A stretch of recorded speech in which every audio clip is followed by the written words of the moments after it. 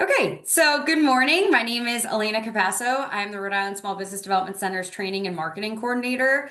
And I am happy to say that what we do is work with small businesses, new or existing, and we offer one-on-one, no-cost counseling. We have a variety of services. We have a free legal clinic once a month. We have our trainings that are no cost. And like I said, you can get that one-on-one time with a regional director in your region with anything you may need from financial projections to a marketing plan, etc. So today's webinar is on email marketing for sales and retention. I will let Julia introduce herself, but before she does, I just want to go over some housekeeping. I will be monitoring the chat. If you have any questions, just put them right in there. I'll be looking at them and making sure we visit those questions when we do have some pauses for those. Also, this will be recorded and will be uploaded to our YouTube channel. So if you have to sneak out a little bit early, I hope you don't because Julia is very captivating and it's not boring at all. And she's super timely. So we appreciate your time. We know you're running small businesses, but we're very, very excited to deliver this to you today. And without further ado, I'll let Julia get to it. Awesome. Thank you so much, Elena. I love presenting to the RISBDC clients. So my name is Julia Scott. I run a digital marketing agency called J Scott Marketing. And for about 8 or 9 years, we've been a consultant to the RISBDC, helping them with their marketing. And we're delighted to be able to present today and share some of our expertise. So today we're here to think about how do we use email marketing to win more sales and keep our best customers. So in about the next 40 minutes, you're going to come away with a 30-day plan and 3 automations you can launch this week. So I'm curious, just by a show of hands or in the chat, who's already sending at least 2 emails per month? I saw raise a hand, Mary, both Marys.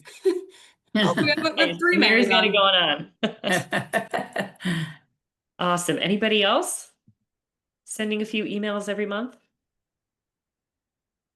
Well, before we get started on some tactics and strategies, I just want to share that if you're not leveraging your email list, you may well be leaving money on the table. So, statistics tell us that for every dollar spent on email marketing, you're going to see a return of between $36 and $42. So, and we've seen this firsthand with a client that is a deli and catering business. They added a welcome series to about their catering services. So it was a series of 10 emails, although they don't have to be that long, specifically about the catering service, different menu items, how it works, FAQs, testimonials. They saw a 79% increase in catering orders the next month. That is huge. That's tens of thousands of dollars in that business's pocket for creating 10 emails. So I just want to encourage you to reframe. A lot of times I hear things like, oh, marketing, I never have to have time for marketing. So let's think about email marketing not as a chore, which it can seem like sometimes, but more as a revenue and retention engine. So then when we think about, oh, we're going to make revenue, make more money and retain our customers, then it becomes a lot more fun. Or at least maybe gives you more of a purpose. So we're going to keep the presentation really simple today, share some reasons why email wins, how to sell it, and how to keep customers coming back. And as Elena said, please feel free to ask questions at any time. Type in the chat. Elena will chime in if there's anything to like relevant to what I'm talking about. Otherwise, we'll save other comments till the end. So we're going to focus on really practical tactics today, no fluff. Feel free to take screenshots of anything you want. I want to start by asking everyone to write down or digitally write down one goal related to email marketing. And I want to encourage you to make it a SMART goal. So specific, not just send more emails, but specific, like I want to send Um, 3 emails in the next 2 weeks. Make it measurable, and then you can tell whether you met that goal. Attainable. So don't say, I'm going to start sending an email every day if you haven't sent an email in 6 months. You want to make sure it's a reasonable goal that's attainable. Relevant. So it's relevant to your business. It's actually going to support a goal that you have, and timely. It's a time bound. So it's within a certain specific time. So I'll stop talking and give you guys 1 more minute to write down your email marketing goal.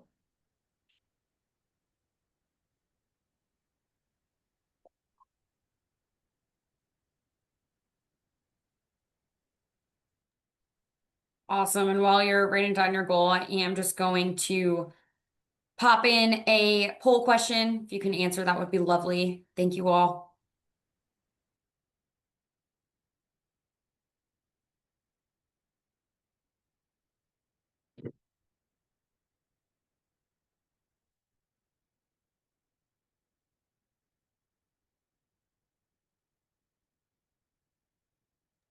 A lot of awesome goals in the chat so far.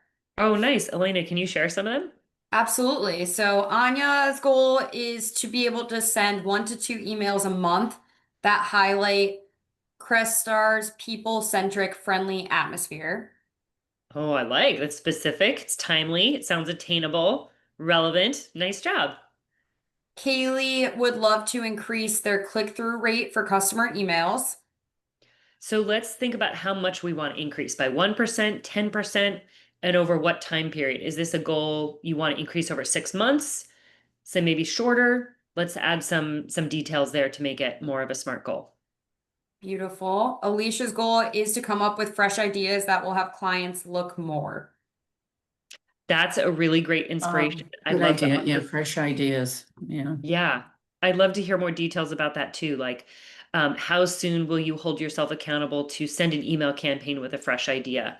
And how many fresh ideas are you looking like? I want to come up with 10 ideas and then action, like take action on 2 of them. Like, let's try to think about making it more specific so that we can hold ourselves accountable.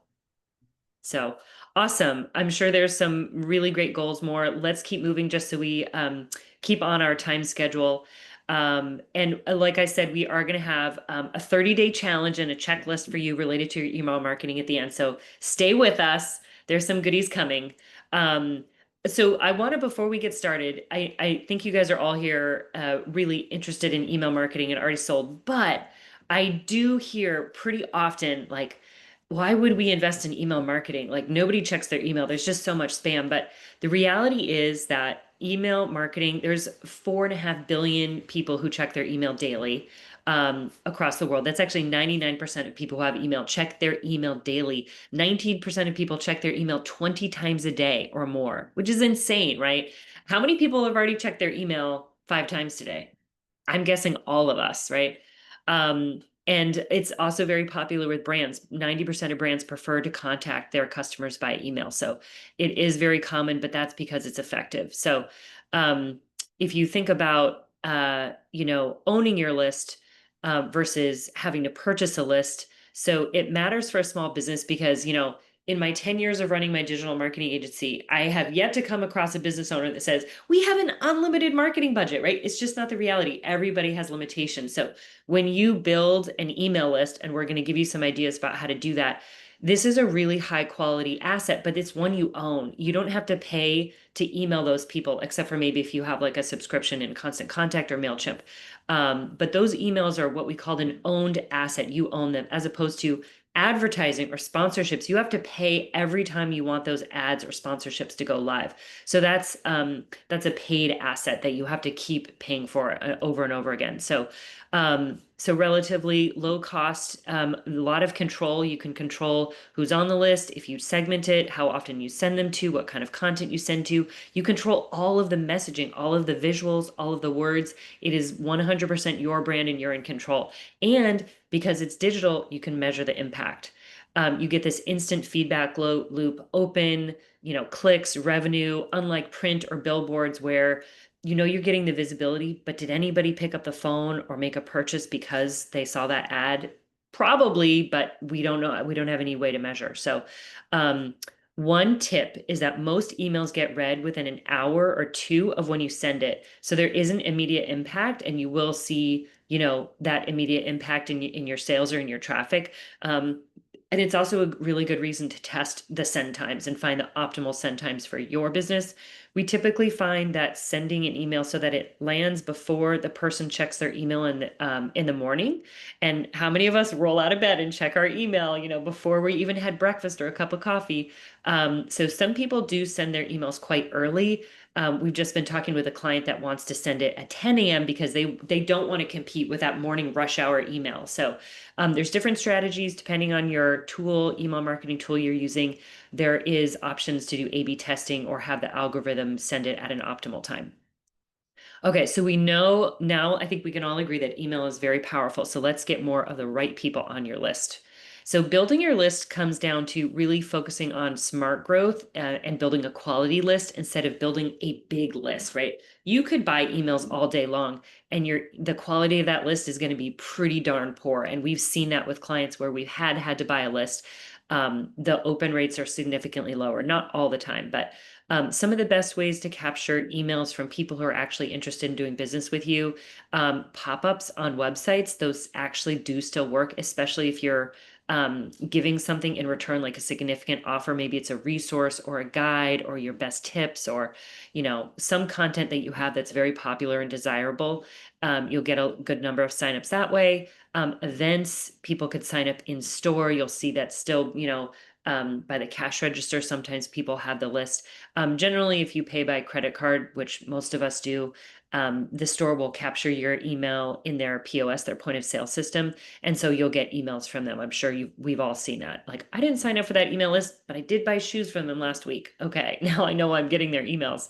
And then, of course, social media options to catch people there. So we find really great conversion rates with people signing up by offering discounts. It's very common. You'll see sign up for email, you get a 20% discount at retailers. And I spoke to, guides and invites to exclusive events, things like that. Try to avoid the very common join our email list and, for the best news or news from our brand. It's just, there's got to be more of an incentive. And that's another area where you can do testing. Maybe one month you do a certain offer, the next month you do a next offer, and you just rotate and see which one performs best. So again, avoid buying lists. You'll see open rates significantly lower than if you build a list of people who actually want to hear from you. And then in terms of keeping your list really high quality, so list hygiene, removing people who haven't opened an email in more than 2 years is a good idea. You don't want to clutter up your email tool and dampen your statistics by having people that just really aren't no longer prospective customers. Tagging is a way of identifying specific segments of customers. So say you run a service business and you service both commercial customers and residential customers. So those are two different lists because those customers have very different needs. And so you could tag certain customers as residential and certain customers as commercial, and then you can really easily send content that's relevant to the same people. So you can consider if you're sending a mass email to everyone on your list, if it's not truly relevant to everyone, that could be considered spam. So segmenting and tagging helps you avoid that. Segmenting is another way to essentially enforce tags. So you can have segmented lists and like specific, like in MailChimp, they're called audiences. So you could have a residential audience, you could have a commercial audience, or you can do one massive list and then have tags. But you will see much higher open rates, much higher click-through rates, and much higher value if you use segments and tags to send more specific email. And I'm not even going to get into how AI is making it even more customizable and how the expectation for businesses to send even more highly relevant offers is growing because of AI. So let's see. I'm trying to think of other things I want to add before we move on. Elena, just pause. Any questions that we want to address in the chat right now? We currently have no questions in the chat, but if anyone wants to pop one in right now or come off mute, feel free. Okay, awesome. Thank you. So now that we have some strategies to get people to join our list, let's talk about how to convert subscribers into customers. So we recommend having a welcome flow. It can be called a couple different things, but it's basically, hey, someone just signed up for your email list. How are you going to welcome them? So we recommend a 3 email series. So 3 emails once someone has joined your list. The first one could be, and you would send this instant because people want to know instantly whether the sign up was successful. Welcome, what to expect in terms of how often do you email people and what kind of content is going to be in the email.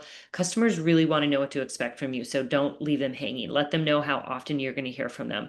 And then make some kind of a soft offer. So a soft offer in terms of a low pressure, low commitment invitation that just, is like a nudge to move forward, but not asking for an immediate purchase. So that would be more of like a hard offer. So it's kind of bridging awareness and action, and it works really well for welcome emails, early nurture sequences where you're nurturing that prospect into purchasing, but it's going to take time, or some kind of educational campaign. So you can think of a soft offer as like warming up the relationship before the hard sell. So some examples, it could be like, if you're in fitness, it could be, hey, try this 10-minute mobility routine, no sign up required.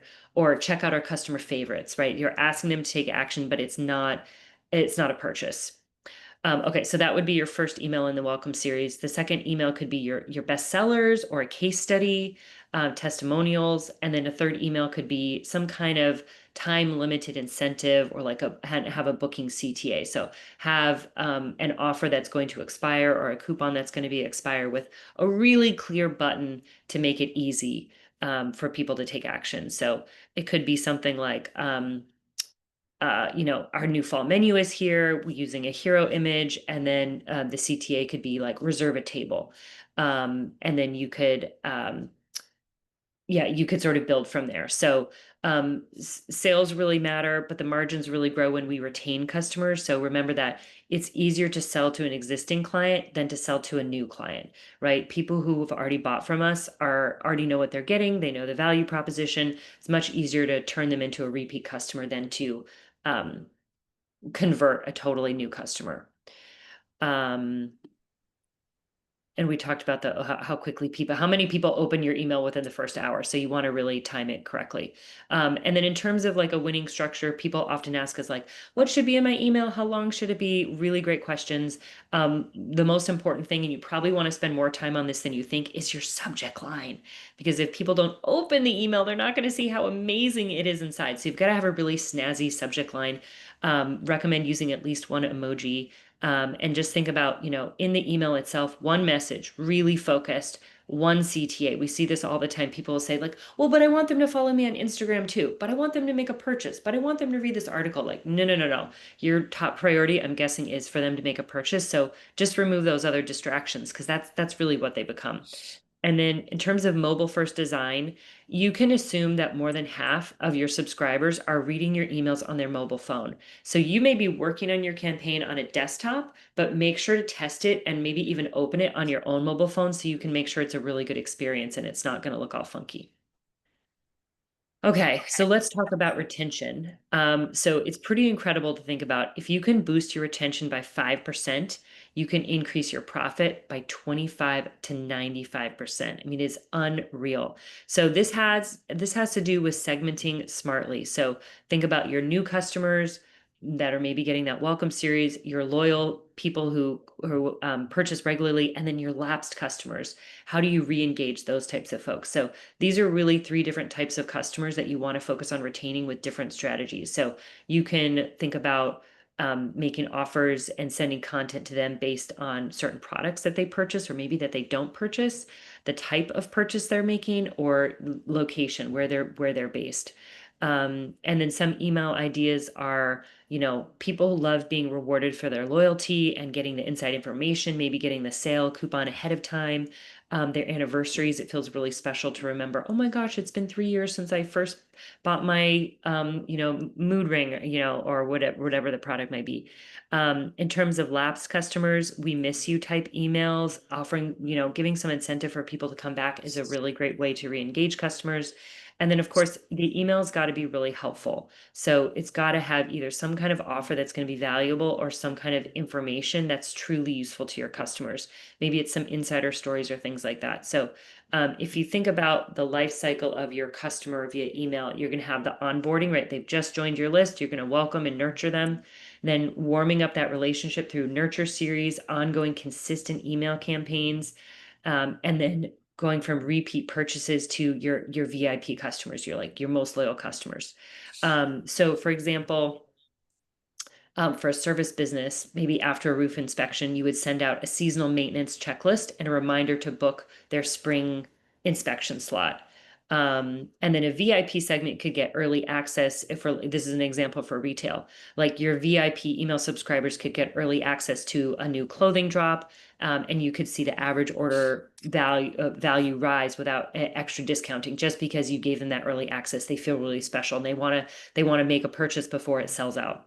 And then in terms of like For lapsed customers, what we call a win back formula, winning them back into becoming a customer. The subject could be still on your list, and then highlight some new arrivals or reviews, offer some small incentive to make a purchase, and then maybe like a one click a resubscribe or an unsubscribe, because you really don't want unengaged customers on your list. It's going to bring down your stats, and it's just going to eventually it'll cost you more money, because the bigger the list, generally the more you have to pay. So let's talk a little bit about tech and tools and how we can make them help you and not the other way around. And Elena, any questions to check in on before we move on?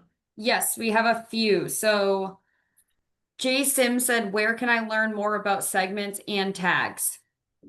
Oh, great question. Jason, real quickly, what email tool do you use? I'm just starting, so don't have one at this point. Okay, so when you pick a tool, we use MailChimp for a lot of clients. Constant Contact is a great one. If you need something with more power, you could use like a Klaviyo or a HubSpot. But when you pick your tool, then Google, how to set up tags in Constant Contact, or how to set up segments in Emma, which is another marketing tool. So I guarantee you, thousands of people have asked that same question, and so there's a lot of great tutorials online. Yeah. Okay. Oh, were there more questions, Elena? Yes, there I are think a I couple have my more. hand raised. I don't know how I raised my hand, but It's okay. Don't worry about it. Another one was, what should the email welcome series be like for a professional services consulting firm? oh, great question. Okay, so a welcome series for a professional consulting firm. So, um, definitely send them a really timely confirmation that their sign up was successful. Set expectations for how often you're going to reach out. For service business, it's going to be less often than like a retail business. For example, probably monthly or quarterly, maybe bi-monthly. Um, and then I think one of the most powerful things for service businesses is testimonials. We call it social proof in marketing, right? It's proof that your business is professional, good at what they do, and going to be honest. So I like to include some kind of social proof in all of our email campaigns, and obviously a service business, there's some synchronicity there. So, and I think it's also really important to think about for your particular business, like what's your goal and how long your sales cycle is. So if your sales cycle is maybe 6 months, meaning somebody hears about you on month one, and 6 months later they have gotten to know you enough and built enough trust for them to say, like, we want to start working with you. So think about, it's a long-term game. So you could showcase different projects you've done, maybe that started or completed. Those are, great examples of your work, awards that you've won. Maybe highlight special people on your team with special skills. Like, this person has these, special area of expertise that we're really delighted because this is how it benefits our customers. So, I hope that gives you some good ideas. Thank you. And we have one more. Okay. They said, I've noticed with both Squarespace and Shopify, theme colors view very differently, often darker tones than chosen on the desktop planning versus mobile. Any tips for that? Oh my gosh. Yeah, that is something that it's hard. It's really out of our control, because the color we see on our screen could be very different than the color people see on other screens. I recommend trying to, as much as possible, use the specific hex code or Pantone number for your colors. And then it's kind of out of your hands. Like, there's only so much you can control. So, unfortunately, there's not a silver bullet there, but do what you can, and then let go. Yeah. All right. Thank you so much for your questions. Please keep writing them into the chat, and we'll get to them in a couple of slides. So let's talk about some tools and best practices. So definitely think about personalizing with your first name, and think about, if you have the capacity to crunch the data or find a great AI tool to think about how you could further personalize your emails based on past purchase history and customer identity, that will pay off in the long run. A/B testing is something where you duplicate your campaign and you change one thing, and that is really important to make the data clean, because if you change multiple things, you don't really know what made the impact, whether something performed better or worse. So you can A/B test subject lines. The whole campaign is the same, you're just changing the subject line, and that can be really eye-opening to figure out what does get people to open things more often. Definitely track your open percentage, your click-through percentage, and your sales. So that may require some technical backend to connect to the sales, so you can literally track the links all the way through the purchases, but there's a lot of great tech folks out there. So somebody can help you set that up if that's not within your own skill set. And then automate your flows as much as possible. This is where email marketing kind of gets a bad rap, is that a lot of people don't automate it, and it's incredibly time consuming. So I would complain about something that was super time consuming too. So think about how you can automate that. There's so many tools right now. So find someone who can help you set it up, and you're going to save a ton of time. Avoid oversending, and you will see your open rates decline if you're oversending email. Avoid image-only emails. People need more context and more information. It might be obvious to you, but it's probably not obvious to anyone else. And then again, don't ignore your mobile users. Their experience is really important. And if you think about how often you check your email on your mobile, there you go. It needs to look good on mobile. A couple just tips on the favorite tools that we mentioned. So MailChimp is really simple. I think they still have a free offer, or it's low cost, and it's great for really small lists and some basic automations. Klaviyo definitely offers a lot more tools, and you can segment more deeply. You can set up more automations. It's very friendly for e-commerce. One of our biggest clients uses it, and it's fantastic. And then Constant Contact, we like that for events and small business features. They have some really nice, easy templates as well. So in terms of what should you look at a minimum? So again, the open, the clicks, and the revenue or booked calls. And then there are some technical things just so that your emails are not considered spam. So I think I might paste a link into the chat here because it is pretty techy. So your SPF and your DKIM records need to be clean and authenticated so that your email lands in inboxes. This is beyond my scope of knowledge, so I'm just going to say that there are some technical things you need to be aware of. I'm just pasting a resource in the link if you want to do a deep dive on this. But you really do want to make sure your emails are landing in inboxes. So don't ignore those kind of verifications and authentications. All right, so let's think about locking in some wins so you can execute some improvements in the next 30 days. So here's a week by week plan. So week 1, I'm giving you some homework if I can, and you can take a screenshot of this if you want. Think about cleaning up your list, verifying your domain. That's that SPIM link that I just put into the chat, and then define one primary goal. So you probably already did your primary goal earlier in this webinar. So good job, you're already started. Week 2, build a 3 email welcome flow. And again, the first email could be a welcome and a soft offer. The second, these are just examples, could be sharing about your mission, your vision, or your core values, and plus some bestsellers. And then your third email campaign could be like reviews and your return policy, or some other policies if you're a service business. So, and then in week 3, we recommend sending one targeted promo to your most valuable segment of subscribers. So there's people who have purchased from you, and how can you reward them and get them to repurchase? And then week 4, you could run a win back campaign to lapsed email subscribers that maybe they haven't made a purchase in 6 months or 12 months, depending on your product or business. You may, the time frame may vary. And then think about, how are you going to define success? So pick one metric to beat. So like, I want to have my click-through rate go up by 2 points, or I want to get 10 more orders than our average. If you want to email me your plan, I'd be happy to send you some quick feedback. Here are some other challenges you could do.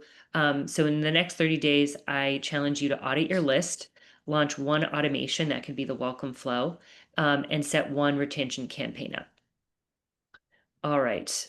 I'm throwing so much at you guys. I know we're going really fast. So if your head is spinning, it's okay. This is all doable. It's within your capacity. And whenever you have a question, I honestly recommend just Googling it, because I can guarantee you people have been through the same thing you're going through. So let's just think about wrapping up. We'll have some time for Q&A at the end.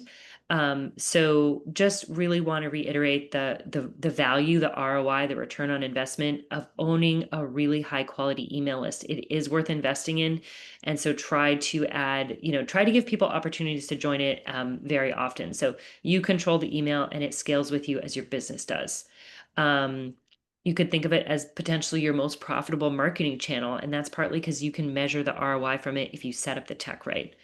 You want to really make sure you're selling your business smart and you're going to be retaining loyal customers. So that it has to do with the frequency, the quality of the subject lines, the quality of the offers. You really want to make sure that you're delivering value to your customers, because you will see your open rate go up over time if you are consistent and sending high quality emails.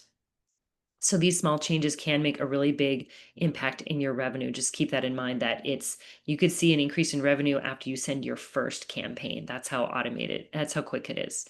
Also want to nudge you to pick one automation, maybe one of the ones we've talked about, or maybe something else that you're really enchanted by, and launch it by, okay, today's Thursday. So I'm going to say by next Thursday, give you 1 week. You can think about it over the weekend, get to work on Monday. And I want to just suggest the 3-series welcome email that we were chatting about on the previous slide. It's a really nice offer to get people just like to solidify their decision to join your email list and let them know, hey, you signed up, we're going to take care of you. We're going to send you really great emails from now on. Another option, another automation we really love is to create an automation so that every customer gets added to your email list. So it's not always automated. A lot of times people think that their POS system is automatically adding all of their customers to their email list. It's not actually always set up that way. And then I want to offer a checklist to you all. I'm going to paste this into the chat actually instead of screen sharing it. Sorry about that. And you can use this, you can print this out or use a digital copy if that's helpful to you. Oops, didn't mean to go ahead of that, but that's okay. We're basically there.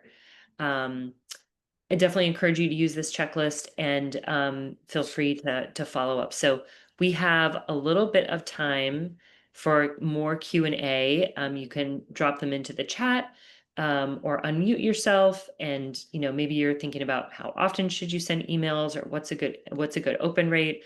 In terms of how often you should open your email, I would start with weekly or bi-weekly every 2 weeks. But the really important thing is to be consistent. If you're like, I would love to send a weekly email, but I know that's not going to happen, don't tell people you're going to send a weekly email if you know really monthly is actually what you can do. Even sending a monthly email can be challenging, myself included. We struggle to get on a monthly email campaign, and we're a marketing agency. So take on what you can actually reasonably accomplish. You can always increase the rate. In terms of open rates, it's really industry specific. So benchmarks can vary. You can look it up online, but definitely aim to beat your own baseline. Sometimes the first time a business will send an email, they'll have a huge open rate because people are like, oh my God, that business I signed up for is actually sending me an email. This is so amazing. And then you'll see it drop off from that, but it will stabilize and continue to grow if you're consistent and offer really high quality content and great subject lines. If sometimes people also ask us, like, do I have to offer a discount? I really don't want to offer a promo. That's just not, like for some service businesses, just doesn't make sense, So think about how you can mix both discounts and really valuable content. And if discounts just don't make sense in your business, maybe it's an add-on. In general, we recommend people add value instead of reducing their prices. So maybe you're not going to offer 25% off, but you could offer a free minor service or a free audit or a free extra product that's pretty low value for you, easy for you to do, easier for you to execute. But for the customer, they're like, wow, I got this free thing. This is so awesome. So think about that, and then definitely use the tags and segmenting lists to protect your margins. The segmenting is going to increase your open rates and your click-through rates, and that's really powerful. So just to wrap up here, and we can transition more fully into our Q&A, wanted to share a quick offer for you guys for hanging out for a half an hour or more, talk about email marketing. This is a complimentary strategy session. I'm not going to sell you on our services. I really just want to thank you for showing up. It's 30 minutes and we can tackle your email marketing. We can look at your social media. It's really however you want to spend the time, and we can, happy to let you pick my brain about different marketing challenges you may be facing. So feel free to open up that QR code. And Elena, do we have any new questions in the chat? Yes, we have a couple. Thank you so much, Julia. Excellent job. I'm going to end the recording and then we can just go right to questions.